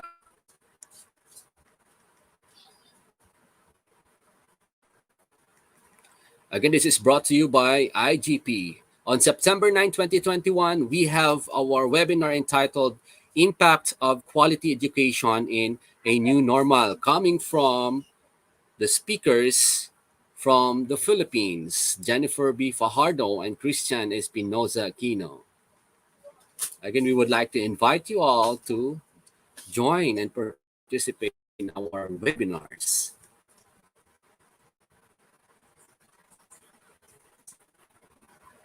On September 10, we have Importance of Information and Technology webinar.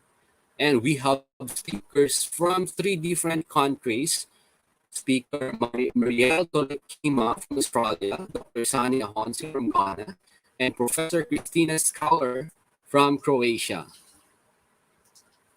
Okay, so we really have great speakers in every webinar that we are uh, sharing live. Okay, on September 11, webinar about supporting learning through interactive learning tools. We have speakers from the Philippines, Sir Arturo E. De Leon, Benavides P. Gerondeo Jr., and Norman B. Lanes. That will be on September 11, 2021. On September 12, 2021, reading interventions during pandemic will be presented by our speakers from the Philippines, Sir Mike Damaso, Sunshine B. Pagatpatan, and April Joy B. Guevara. And that will be only in the morning session.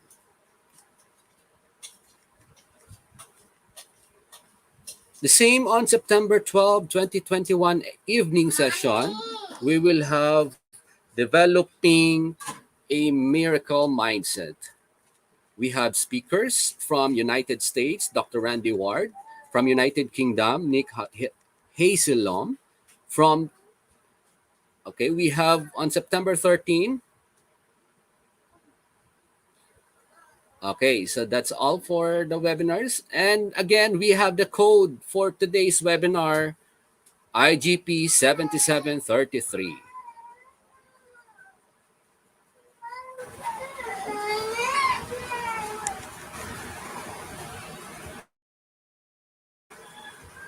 And we are inviting everyone to participate to the next webinar that we will be posting in our website.